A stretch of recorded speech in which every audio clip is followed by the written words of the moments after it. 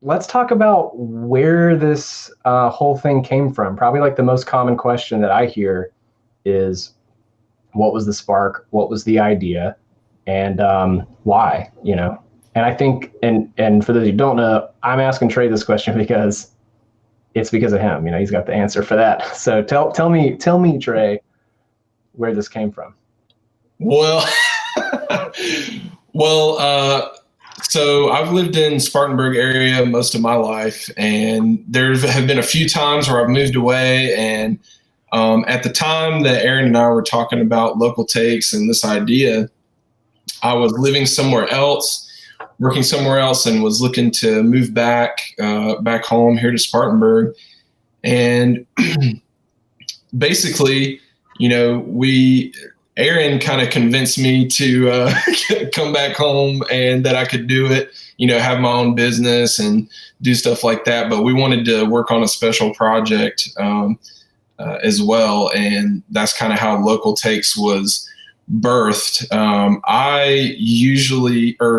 Back in the day, I was in a band around Spartanburg, and, you know, we played regionally, and Spartanburg was, you know, like our hometown. And From Tomorrow. Yeah, From Tomorrow, way back in the day. And I wish that we had something like this, you know, to get the word out about us and just, you know, show people what we were all about at the time.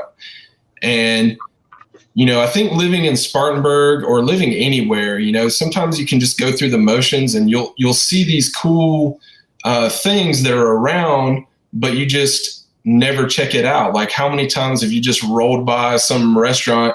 Yeah. You've passed it a million times and you've never tried it, or something like that. You know, there were just all these artists that we didn't know about. And I was starting to discover some of them, and some of them I already knew about.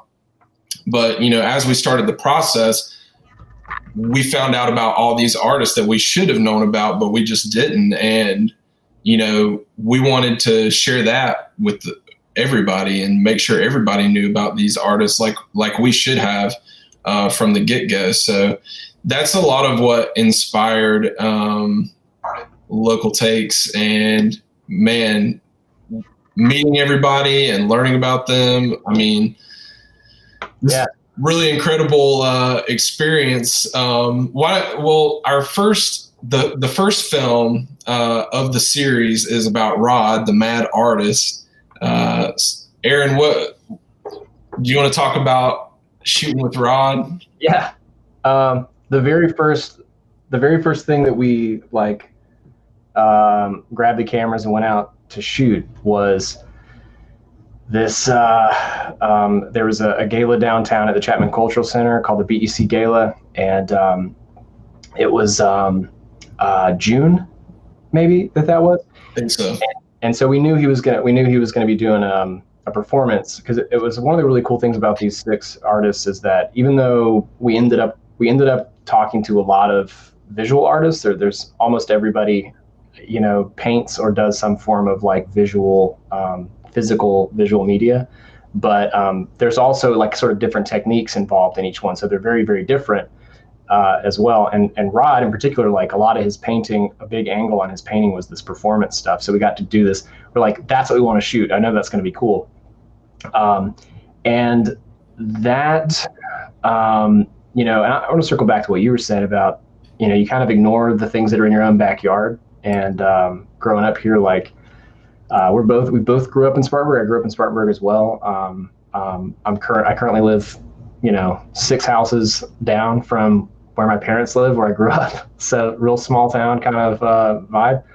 And it's really easy to miss the stuff that's been here all along. And it's especially, I think it's also really hard to miss, or really easy to miss things that are new. And because you're like, been there, done that. Like, I've been here. I know Spartanburg, you know. So making films is like one of, if I had to tell people like what's the best way to get out and find new things in Spartanburg, all I can say is from my personal experience, like go make a movie about it. Yeah. Because you'll find along the way. So it's funny. I was ready for this like new experience. I was like, we're going to get in here and meet 6 new people. I'm going to rekindle a love for Spartanburg, learn more about Spartanburg, and and like give Spartanburg a little bit of a spotlight with, that's what our art is the ability to tell these stories and share stories from other people. So like right off the bat, we and I'm working. I realize I got to get you some pictures up here. Right off the bat, we go and we shoot TheMadddArtist, and I'd only seen the pictures of him with like the helmet and stuff, and he's got his helmet closed in a lot of those pictures. So you see this big fun smiling guy right here, and I had seen a lot of like he's got a lot of good like scowls. I was basically like, I'm a nerd, I'm a filmmaker. I was like, I'm gonna go out and film this guy who is way cooler than me. That I have no idea like what this guy's vibe is, but I'm excited to meet him. And I get there, I get to the Chapman Cultural Center for this gala, and all of a sudden, I'm looking for him, and he's texting me. He's like, I'm almost there. I'm like, okay. And then he's like, I'm getting out of the car. I'm like, okay. And I don't know if I'm looking for the helmet or if I'm looking for the guy under the helmet. You know what I mean?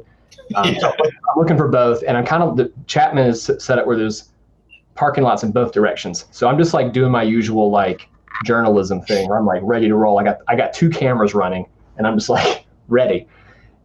And he comes around the corner with the helmet, and I only remember it in slow motion now because that's how I filmed it. And he comes walking around the corner, and I'm like, that guy's too cool for school. Then he gets to me and he lifts up his helmet and he goes, hey man, we went to middle school together.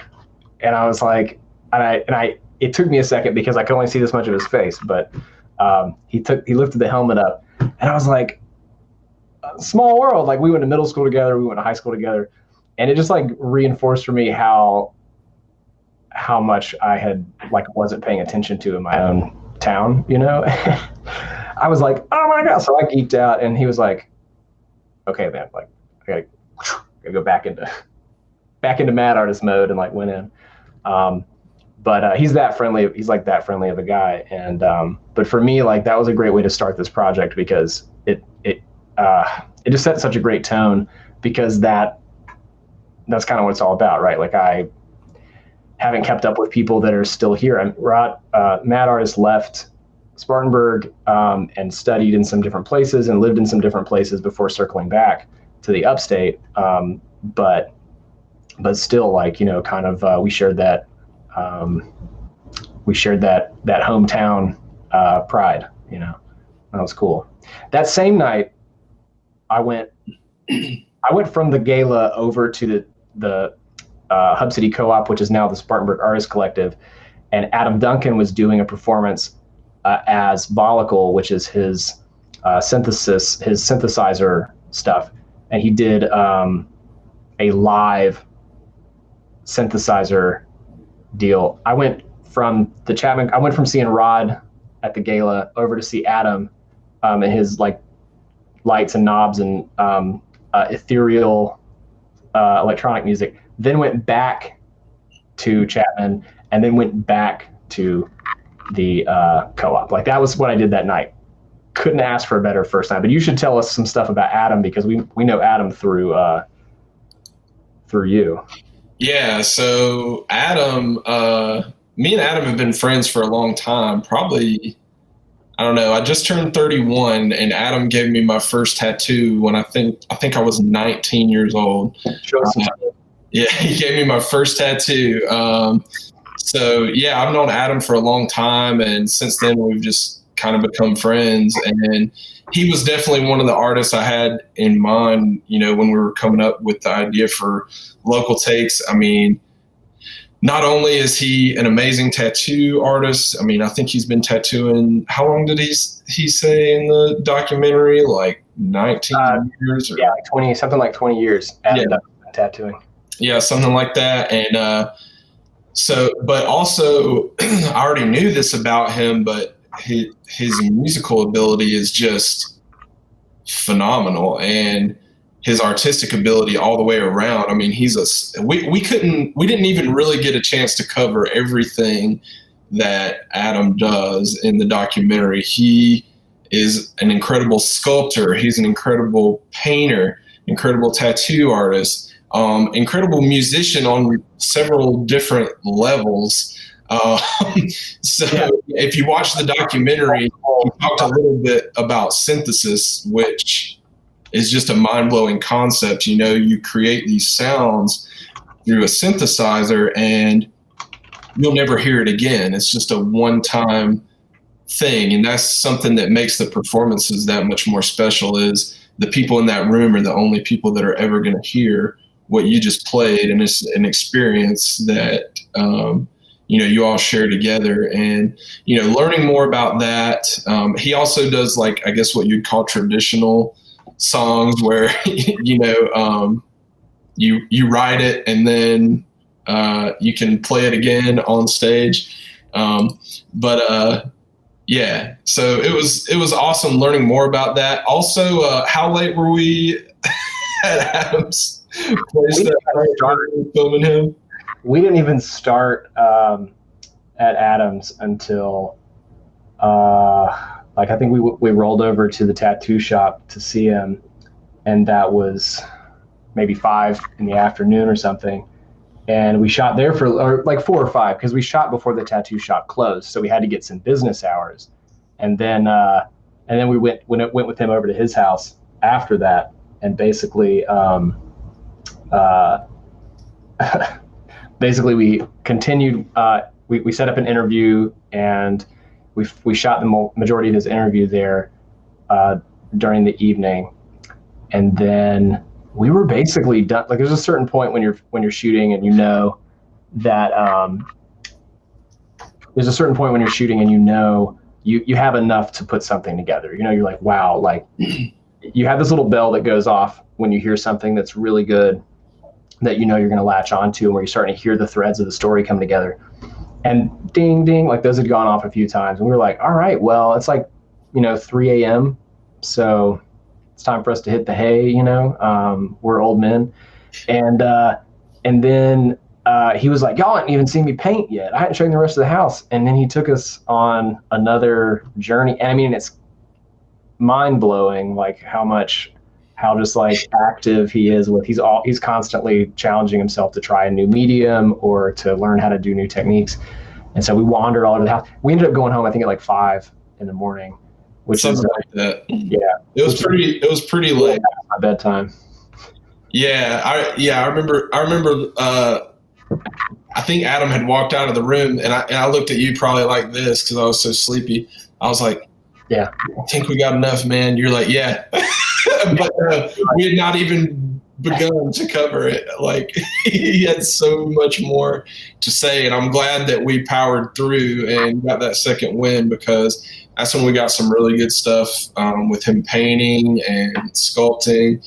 And it's so funny because in the documentary, there's one of my favorite lines of his film in particular is, he goes, "I'm getting a cat just to have a warm body in here." And I mean, I can see why. And he does have a cat now, but yeah, I can see why, because like his whole house is just, I mean, it's just dedicated to art, making art. Like, that's what he's all about. I don't know how he gets like normal things done. You know what I mean? Yeah. Because he's the just refrigerator had 2 cold coffees and a bottle of water in it. I mean, spotless. It wasn't like he was out of groceries. It was like it had never been used. You know, it's cool. It's kind of like I think one of the things that he said that really stuck with me was, he said, I basically just have each room set up like a station, you know, and so he creates these zones to work in. And so what's cool about that is when he gets frustrated or stuck, or just like he like satisfies his creative curiosity about that particular thing on that evening, he gets up, and like that's the point in the day where for me, I'm like, I guess it's time to wind down, and I like go, you know, cook dinner, and then maybe, you know, watch some Netflix and go to bed, or so, or take a walk. And Addam like goes to another room and starts a new, and that's so interesting, because I think that there's this like, you know, that's some of that's the fun part, the very beginning, when you start working on something, and so, but he like knows that it's a cycle and follows that. And I don't think that you have to have multiple mediums to be able to do that. but I think it helps. And that kind of like, that really reminds me of what a big takeaway from Beth's film, which is when she's talking about, a lot of her work is very physical, building these armatures and things to put the clay and string and stuff onto, or building the frames for things. And then there's the painting, which requires a different part of the body and a different part of the mind to do. And so she, there's a quote in her film where she says, I use the body that I have at that particular time. If I'm not feeling like I can do this, I go and try something different. And I think it's nice to have, if you can, to have some variation in your routine as an artist. As a filmmaker, it's like shooting and editing. It's really nice to be in a routine where you have a little bit of both. Yeah, absolutely. Doesn't always work out ideally, but. Before we get too much further into the conversation, if you're watching right now and you've seen the films and you have a question, or if you haven't seen the films and you have a question, just drop it in the comments and we'll do our best to answer those. So yeah, if there's anything you want to talk about, whether it be, how the films were made, or, about one of the films, or, our process, or whatever the case may be, just drop it in the comments and we will do our best to answer. Hey, Annette. Oh, is Annette in here? Yeah. Yeah. Annette, how's it going? Awesome. But yeah, Aaron, what you were saying about Beth's film, just kind of like, and how it connected to Addam's film, you kind of made that segue just as a reminder of how when we started putting these films together, we really noticed how some of these artists just had these common links that maybe they didn't even realize about each other. Maybe they didn't realize that they had these links to these other artists, and some of the artists already knew each other and some didn't, and met for the first time at the premiere. Yeah. So that was like a really cool experience at the premiere as well, just seeing everybody in the same room, because we had interviewed each one of these artists separately and then seeing them all at once, and their art was hanging up and everything. I mean, it was just surreal to have everybody in the same room and everything like that. But yeah, I don't know if you want to talk about any of like some of the common threads. Yeah, I think that that was one of the things that, and I think it's apparent in the film. Sometimes those connections came through and wove through the films, and some of those things that we're referring to are things that we noticed because we know the rest of the story, and unfortunately, by the nature of editing, like we've whittled them down a little bit, but we were talking about Rod earlier, and there's a painting in Annette's film where she has done a portrait of Rod, the mad artist, and I think at that time they were both in the at the co-op together, which several of the artists are. So that's a connection that was really neat. Like we're in there in the studio and like, oh, let's get a shot of and a lot of people notice that in the films because I think theirs are back to back. I think, yeah. So our friend Samantha has a question. Yeah, I put it on the screen. Do you have any plans for the footage/interview info that didn't make it into the films? Well, first of all, before we answer this question, our friend Samantha at the Middle Ground, we appreciate her for all she does in the community. She, if you haven't checked out the Middle Ground, please check that out. She's always talking about really cool things going on in this area when it comes to culture and arts. So please. Her website is middlegroundart.com, and she's always throwing down some content about like what's happening in the area, which is really cool.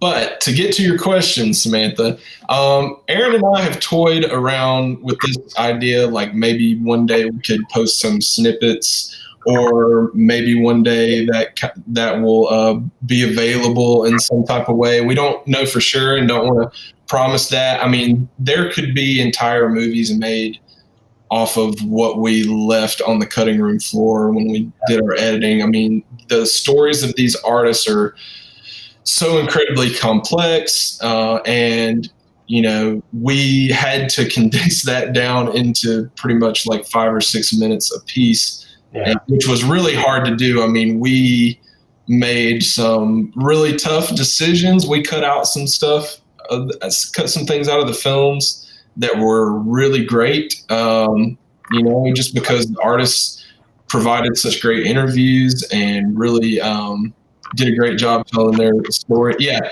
So what Aaron's holding up right now, we literally typed up every usable thing that each artist said and typed it out. And that's part of how we put everything together. We wrote it out on paper. And yeah, that's everything every artist said. And look how small the font is. Can you show how small the font is on those? Like super tiny. Yeah. So there will be like time codes. It's impossible for me to get on here. But anyway, there's it says where that clip starts and where it ends and what the gist of their statement is, usually as close to word for word as we can. That lets us do like a find and search to find those things. So I think Sam is aware that there's a lot of stuff that's not in the films as represented by these here. So what a great question. It's kind of heartbreaking to let go of some of that stuff. So we've talked about some things. At the same time, one of the things about the process is that we made something and then we made sure, like, we very carefully constructed it. We carried it to the artists and we said, we want to make sure that we have your full approval of this. So we want to make sure that you think that this tells your story well. And so I would also be like, there's a lot of stuff in the interviews that we know for sure we won't ever use because it's just difficult to tell the whole story with what little we have. But there are, I think, some sort of bonus stories that, like, if the films were all a minute longer, that those things would be in there, and that I think they would build on what we've already said and what the artists have already said, and I think that they would enjoy seeing. So we do have some ideas.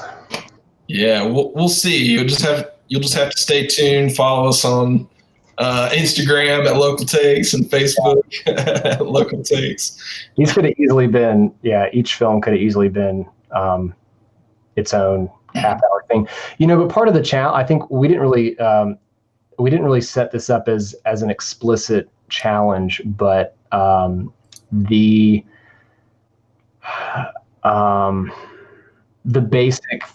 basic idea going into it was kind of like to shoot as much as we could in one day. Obviously, like we were talking earlier about going out and shooting a live performance art, a live painting at Chapman Cultural Center where TheMadddArtist was doing his work. And that's a big part of his film, is where you see him painting with his hands in that blue light. That's what that's from.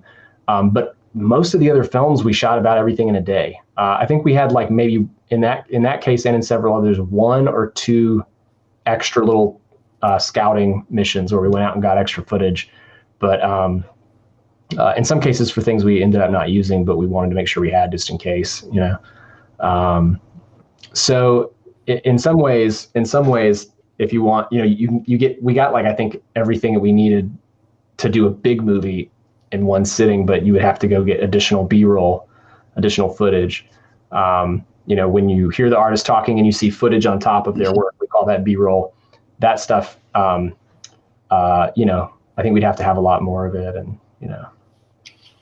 they're very, very efficient shoots. We just, like, the cool thing is we captured everything, everything and more that we could have ever hoped for in those interviews, because all these artists were really candid with us and just shared, like, incredible detail and incredibly powerful stories about their lives. And that was just such a blessing, and it's so great. Like, we're kind of when you make documentary films, you're stuck with the material you get. You're stuck with what that person's willing to open up to, and we weren't gonna. I don't know. Annette can tell us here if I'm lying, but I think we were really nice and, like, not pushy. No, that wasn't that. It's not investigative journalism. Tell me more. We just wanted to, tell their story in an honest way. in a way that they felt like represented them as well. One thing, Annette, I know Annette's in here right now. One thing that I really took away from Annette's story, like there's so much to talk about as far as, you know, Annette as an artist, but Annette as a person, there's a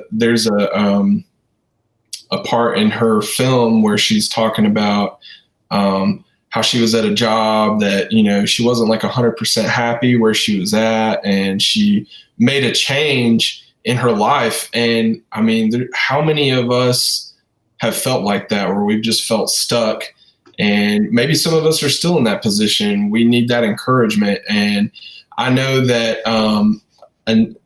I had recently done something like that when I heard Annette say it, and it just kind of gave me that validation, because, you know, I was at a job that I liked, but I wanted to come back home to Spartanburg, and I wanted to do this project, and I really wanted to make a difference in, you know, the community that brought me up into the world. And yeah, so hearing Annette say that, you know, an artist that I look up to and respect, and, you know, was doing, you know, we were interviewing her during this film, it just meant a lot to hear her say that. And also she talked a lot about her family and, you know, how they just like used to have family get-togethers and stuff like that. And that really resonated with me too, because I have a huge family. My grandmother is one of 9 children, and I've got all these cousins and great aunts and great uncles, and, you know, just love spending time with my whole extended family. We get together every excuse that there is. So a lot of that really, you know, resonated with me as well. And it was just a pleasure to get to know Annette and all of our artists.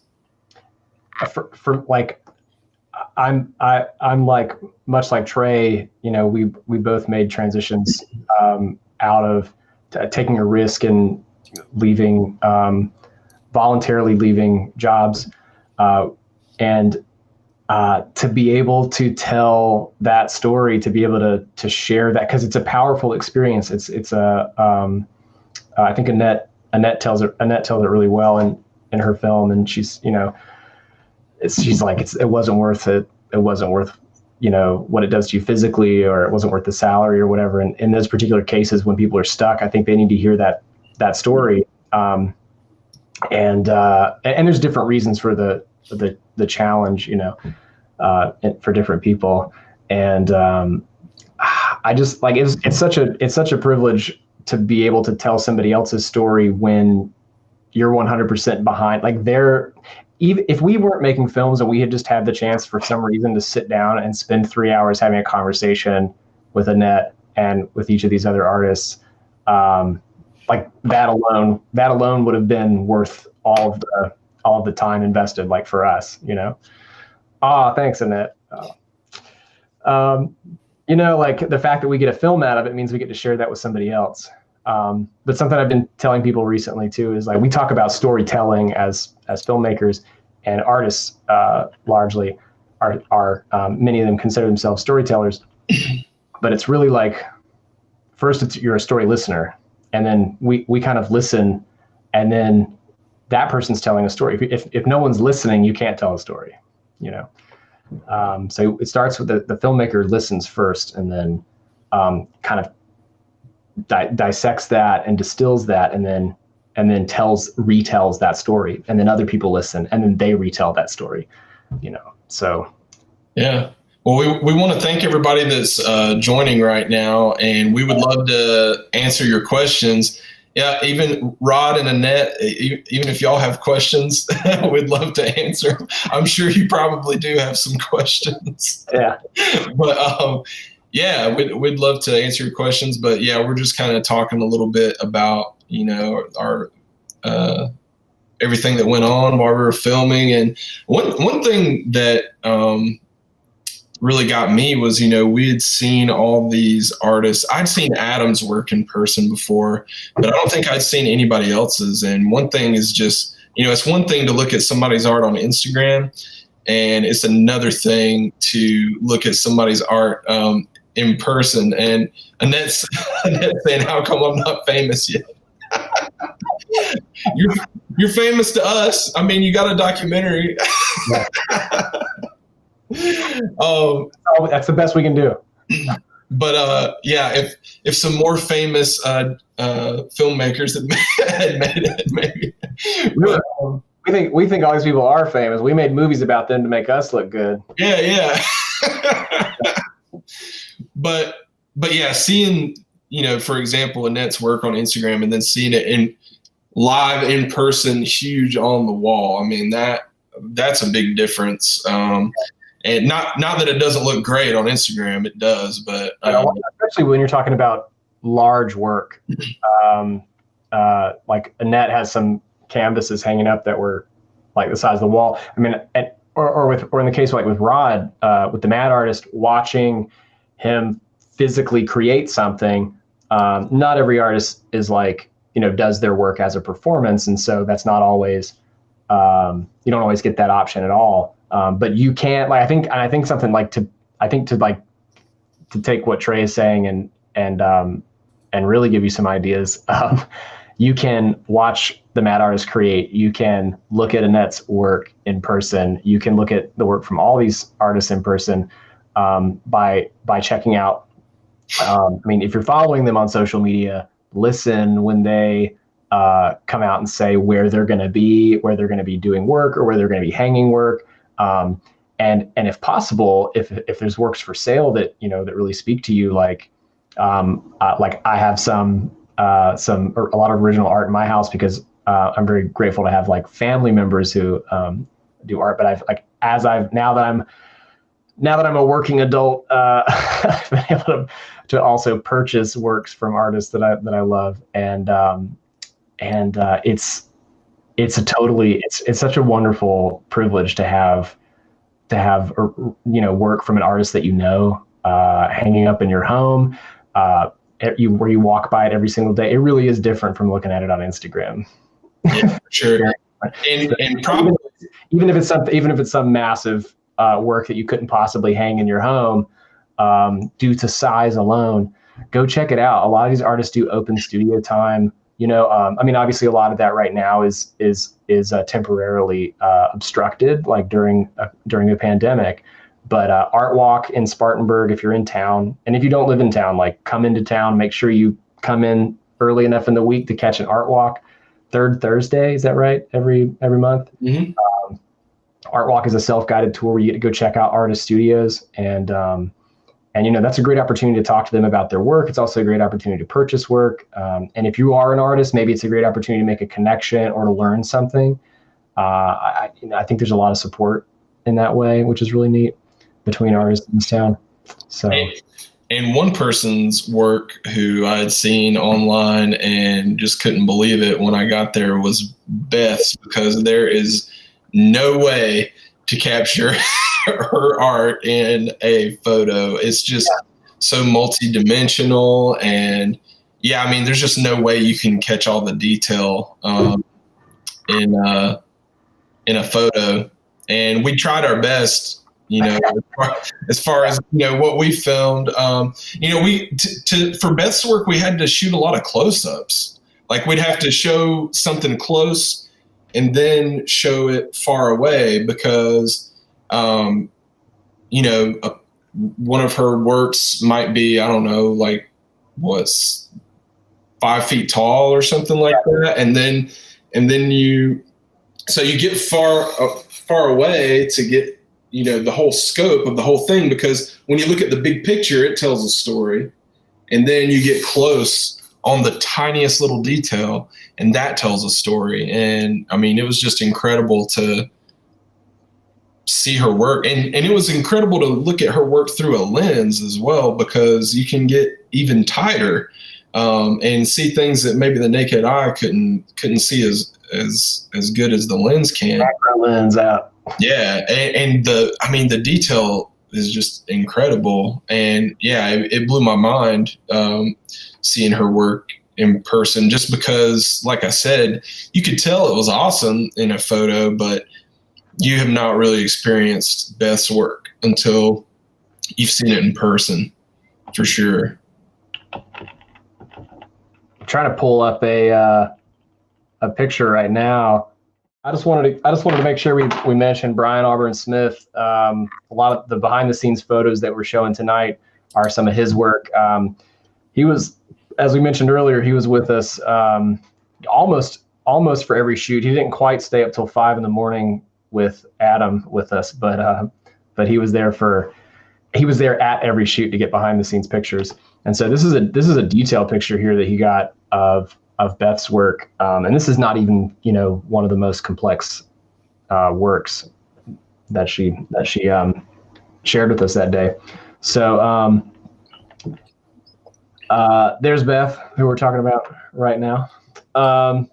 Yeah, just an incredible amount of detail, the kind of stuff that you get there with the camera and you're like, oh man, like how am I gonna represent this well? But like Trey said, I think we would have to get a wide shot and then get a medium shot and then get even closer and show some detail. Sometimes there's little things hidden in there that are, it's like a treasure hunt, finding all the different stuff. So, Aaron, did you have any fears when we were showing the artists their films for the first time? Because to let you in, we showed each artist their film before the premiere. We didn't show them anybody else's films, just their own. And yeah, I know for me that was a little bit nerve-wracking. How about you, man? That feeling that you get if you're about to go up and give a speech in class, or if you've ever been on stage to do something, where it's all on you. That's what I expected.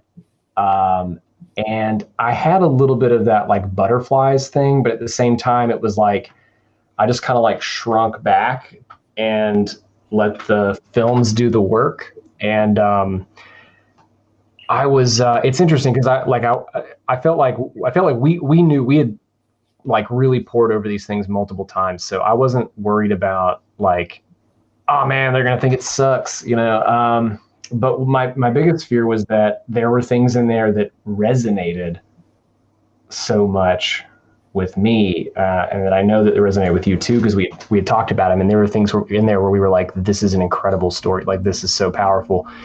But there's a lot of, for the most powerful moments, there's also the most vulnerability.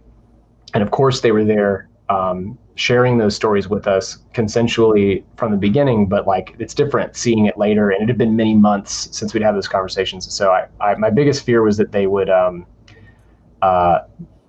see something that we felt like was a really powerful moment of vulnerability, and that they would suddenly feel maybe a little bit more protective of that story, or a little bit less willing, like less interested in sharing it as the reality of the whole film kind of sunk in, because you talk to somebody for a couple hours, and then they grab 6 minutes of it and show it back to you. And like, those are 6 very intense minutes.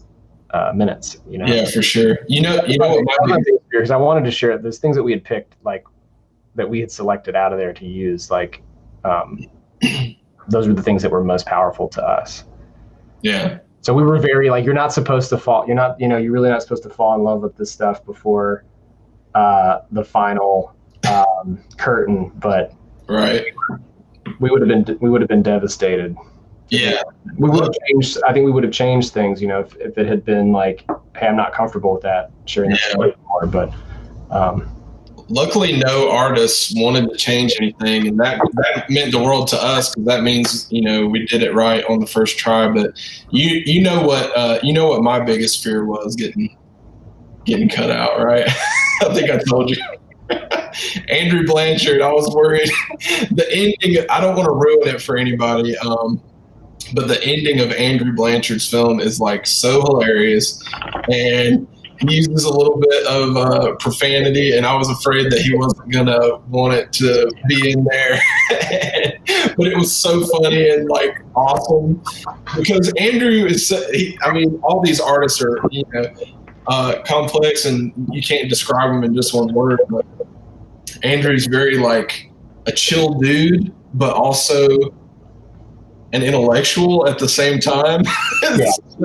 So I was afraid the intellectual would overcome like the dude or whatever in that one part, and he wouldn't want that in there. But The rowdy and the righteous. the rowdy and the righteous, man. But I'm so glad he didn't say anything. I was just like, when we were showing him the film, I was watching him during that part, and you know, as soon as he saw it, he just like reared back in his chair and he was like, started laughing. And I was like, good. Yeah.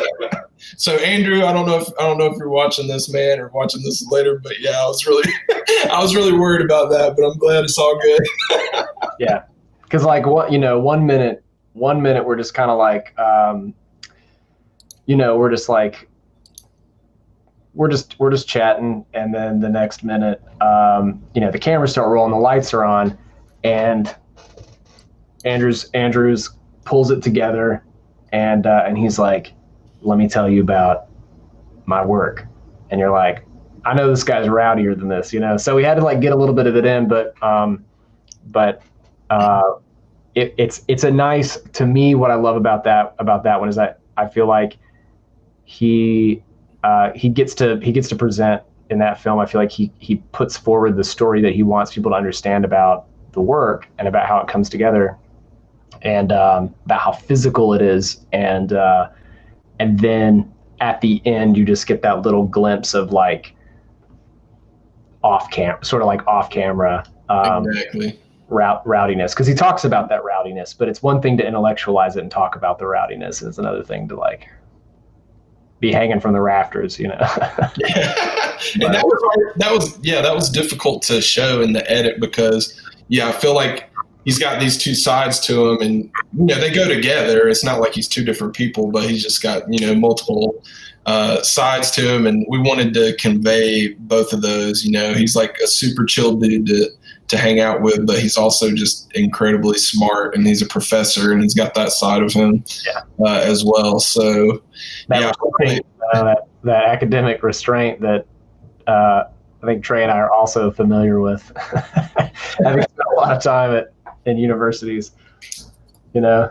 Yeah. Well, the only person that, you know, we haven't talked about yet is Lucy. And man, I did not know Lucy before we started these. I don't even remember exactly how we found Lucy, but I'm glad that we did. And you know, we should have known about her all along, but we didn't. And I think, I mean, meeting her and talking to her was, you know, awesome, and she was just so cool. And we were feeling so great about her film whenever we were, you know, walking out of there and got all the footage that we needed. But I think what hit me really hard was just later when she had shared with me a blog that she had been keeping up with during, you know, I guess it was during her pregnancy when she had triplets, and then, you know, they were premature, and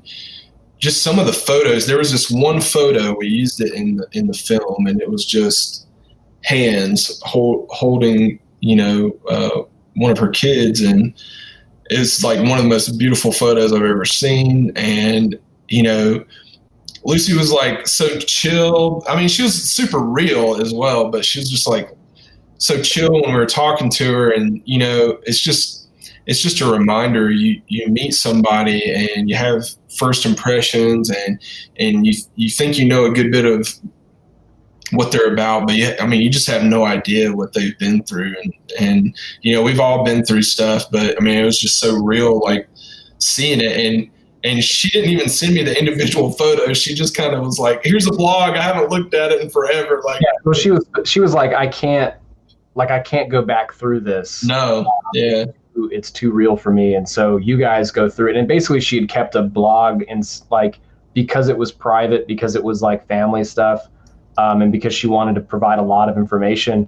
And she's like, you know, going through all this stuff, and with her pregnancy and caretaking for the kids when they were born, it's just too much to call everybody and update everybody. So she didn't want to put it on Facebook, you know, I think, and it was like, it's a lot to keep everybody informed. So she just had this sort of private blog role. And it's so great that she did that, because now, you know, not only does she have that archive, but we were able to go through there and with a sensitive hand kind of like find the things that find the right pictures that that resonated with the stories that we had selected, that we had started telling. You know, we kind of had our pick of everything, but we went through basically we went through like 2 or 3 years of posts, you know, lots of pictures, and just like, wow. Yeah. Yeah, it was heavy stuff, and I kind of see why she didn't, you know, want to. You know, there's a certain time when you want to relive stuff like that, but you know, it's not something you can just relive all the time. It's just super intense stuff, and you know, we're just so happy that she was so transparent with us, because it's a story that, you know, I think people will resonate with and have resonated with, and yeah, I'm just super thankful. And yeah, I really connected with Lucy because she talked about how much she like struggled in school, and Rod talked about this a little bit as well. It's something that linked them, that, you know, I struggled in school as well. You know, I mean, I just wasn't somebody who did great at tests or anything like that. You put me in drama class and I can memorize all the lines and I can perform and I can do all that stuff. And English, you know, I was pretty good at that, but like math and taking tests and, you know, these types of things, I just never could do a great job. And when you're a kid growing up, you can really think like, wow, you can feel like your worth is based on that, because a lot of times as a kid, you know, school and extracurricular activities, I mean, that's kind of like, I guess, what people are judging you based off of, or at least what you feel like people are judging you based off of when you're at a young age. But yeah, I mean, I definitely had that feeling growing up, and I was really appreciative of how vulnerable Lucy and Rod were talking about their stories. And I hope if you haven't seen the films that you'll check them out and take note of that, because it's hard to be real when a camera is pointing in your face with some lights. You know, I mean, it's a struggle for me to do this live stream. Like, I don't like being in front of the camera, but I mean, I do. I like sharing, but you know what I mean? Like, I have my anxiety about it.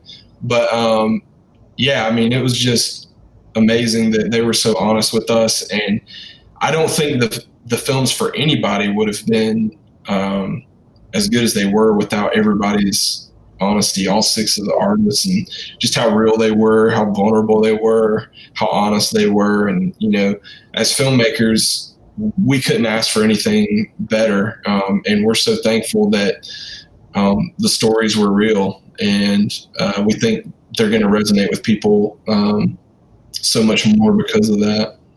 I think that was probably my biggest fear going into the very, very beginning of the project. I mean, we've shot hundreds of interviews over the years between the two of us. I'm sure thousands, and like getting people to open up. But it was so critical to be able to tell stories like this. It was so important to try to find. Struggle is not something that like our social media platforms and our culture are known to celebrate. And just like wanted to show these people off for how incredible their work is, but also like people, there's a big difference between just showing the best 1% of a life and showing like that work or that life in context with the struggle, with the challenges, with the difficulties, and their resilience. Like their, you know, like Lucy's work. I'm you know, you look at someone's work and it's good, it's incredible work to begin with, but when you're telling a story about being a person or being an artist, we also need to know what connects with us is like what we recognize that we're familiar with, what we say like that speaks to me is struggle a lot of times, you know. And every single one of these films talks about a particular struggle, not like in a heavy way necessarily, but some of them are are a little more heavy than others. But I think, and what was really cool after the premiere was everybody who came up to me would say like, oh, this one really resonated with me, or that one really resonated with me. And so a different artist or a different story was more, like that would be the only one they would talk about, and it was different. There was somebody who felt that way about each of the 6 films because those stories resonate with us. When we get out in the world and we hear what people usually tell us, like, how are you? Great. How are you? And that's pretty much all a lot of our social media is. So, I mean, there are obviously exceptions, but you can kind of get the false impression that you're the only person struggling. And especially like you said, Trey, like as a kid, like needing that. And we thought of it, like, as you're editing these, you're like, can like a new mother get something out of this story about resilience and overcoming these challenges? Could a kid get something? If a young person watches this film, what are they going to take away from it? What if some hardened, angry old person watches this? Like, is it gonna set off a light in them and, connect with their humanity? Yeah. I hope so. That's why that common thread is so important. Absolutely. Well, unless you have a story or anything you want to add, Aaron, I think that might be a good place to leave it. I wanted to ask you one final question. Sure. Which is like, and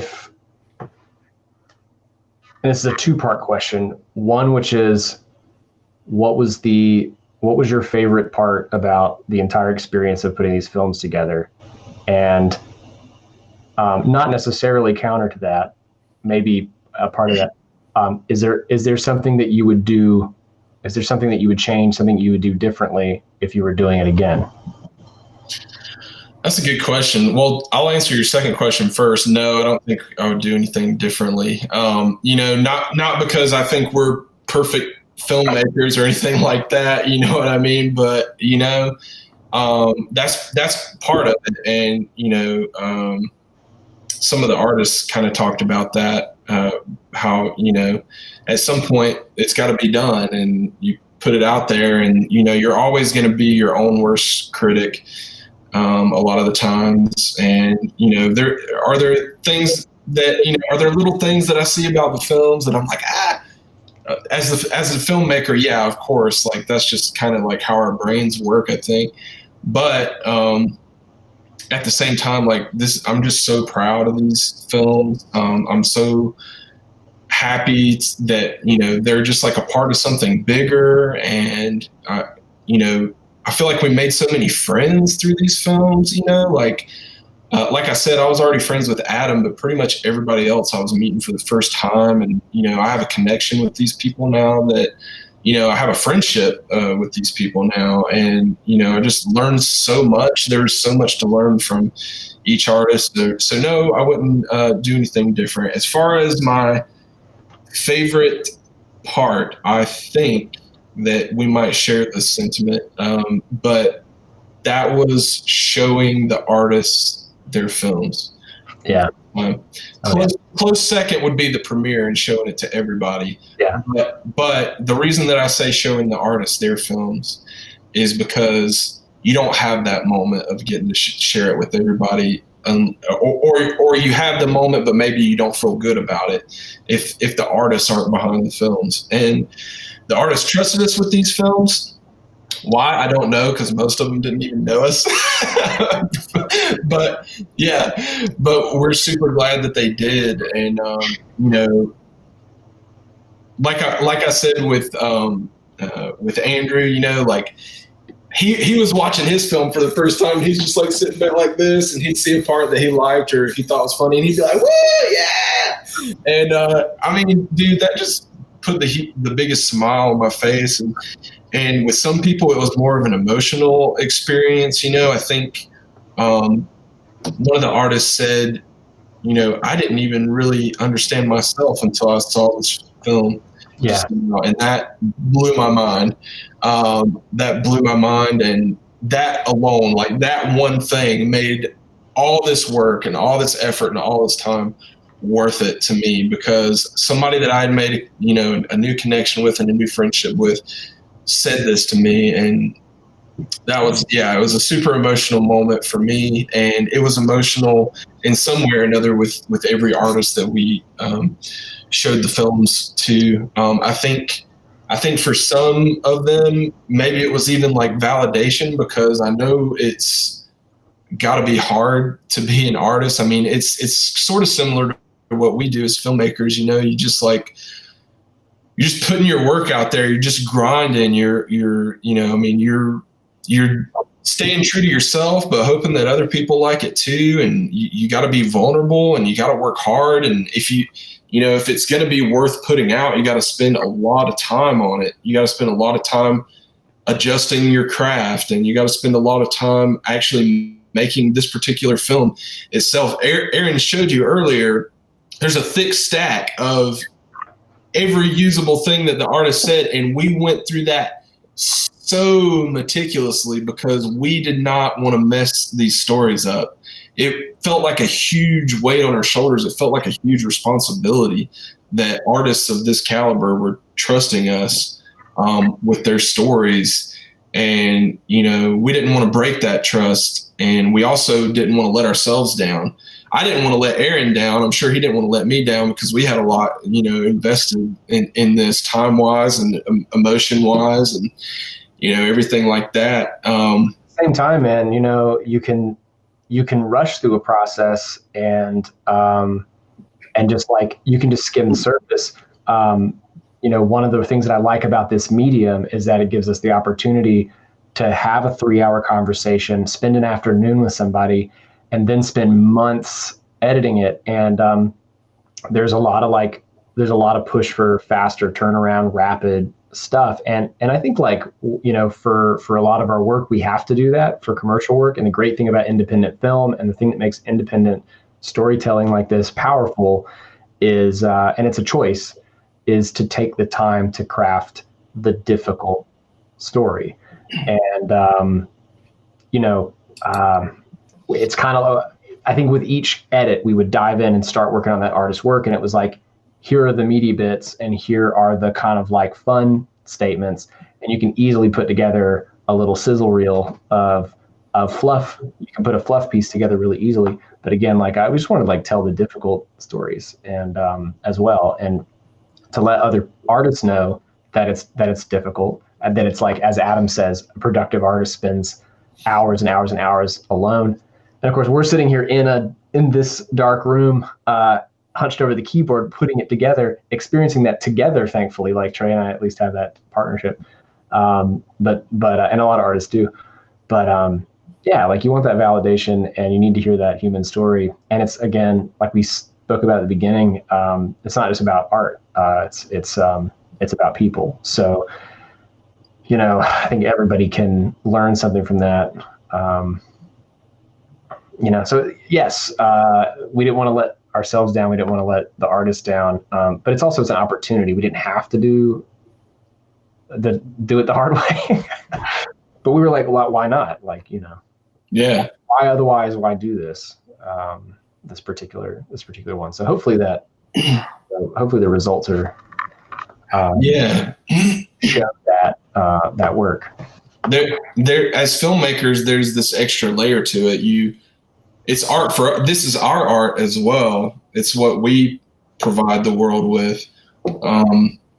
But at the same time, we have to stay true to these other people and to their stories. And there's just so much that surrounds it, as far as, like, I guess what your goals as a filmmaker are. You know, we wanted to make the community proud. We wanted people to be proud of these films. We wanted the artists to be proud of these films. We wanted, you know, people from outside of Spartanburg to take a look at how amazing some of these artists in Spartanburg are.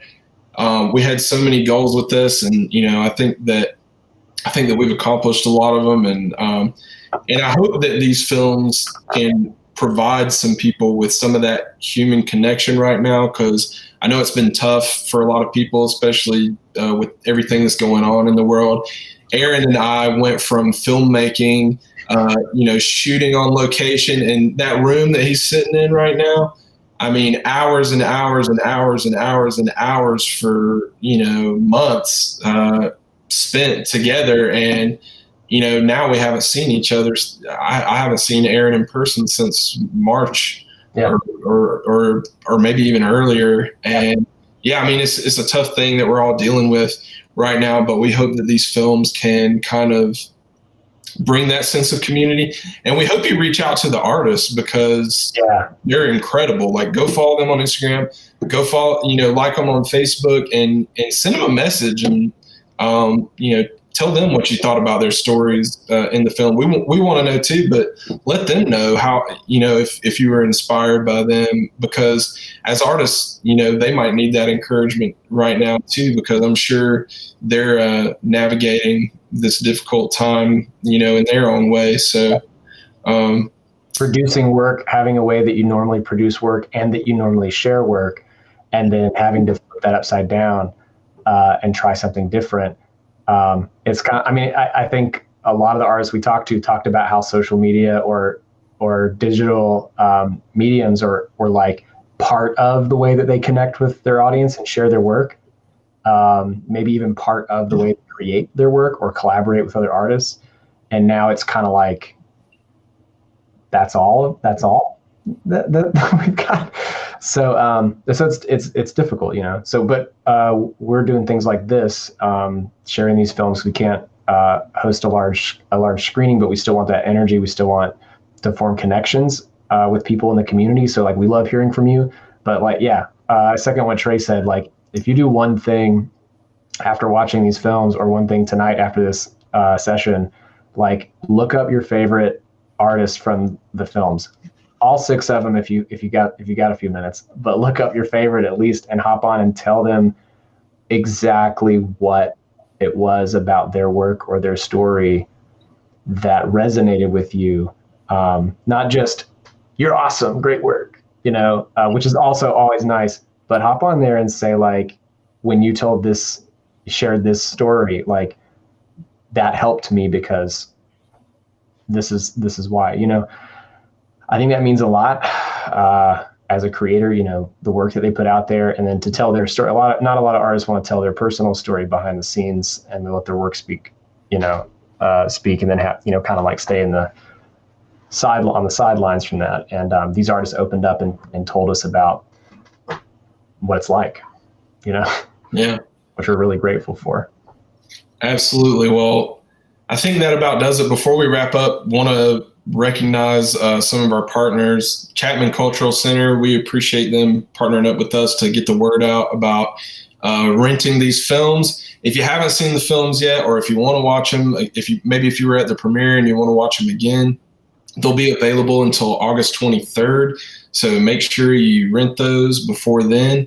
And when you rent the films, keep your proof of purchase in your email, because RJ Rockers and Cyclops, they will both recognize your proof of rental for a discount. And we've got more information on that on our Facebook and Instagram pages. So check it out. Go get some discounts on some beer.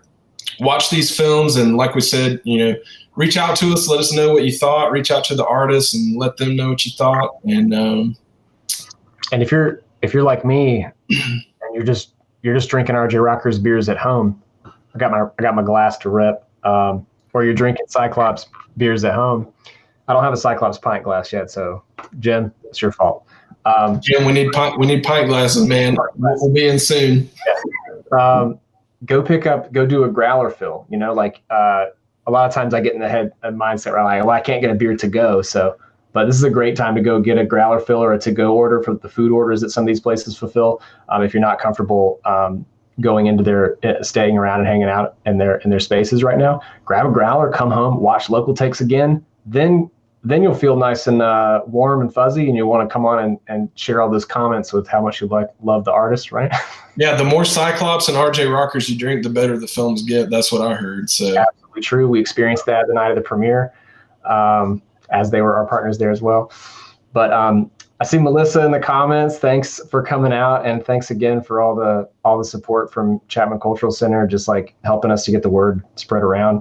And guys, anybody, I'd say anybody who watched the films and really got something out of it, if you just had like a little spark of inspiration or a little smile on your face after a difficult day, that makes us incredibly happy. The best thing that you could do with that is pay it forward, tell somebody else, share the link with somebody else, send other people to localtakes.com so they can rent the films. As Trey said, I think the personal connection, the hope, the resilience in these stories is even more helpful right now than it was when we first shared them with everybody in February. And I just watched the films a couple days ago. I hadn't seen them since February either. And I was like, I've seen it, but I've been in the editing room with this stack of notes, but for long enough. But I watched the movies again, and it was like not just to travel back in time because I had seen them before, but it also there's a lot of every time you watch something, you kind of get something different out of it. I learned something new from the artists, even after all this time. I learned something new every time that I watch the films. So hopefully you've given them a watch this week, and shared them with your friends, family, and maybe coworkers. Spread the love. Again, not just artists and people who like art. Everybody can get a little something. Yeah, absolutely. Well, wisdom from our fine Spartanburg talent. Stay safe out there, everybody. We love you. We appreciate you, and we hope to see you in person soon sometime. But until then, we hope you enjoy the films. We hope you enjoyed this, and we will talk to you soon.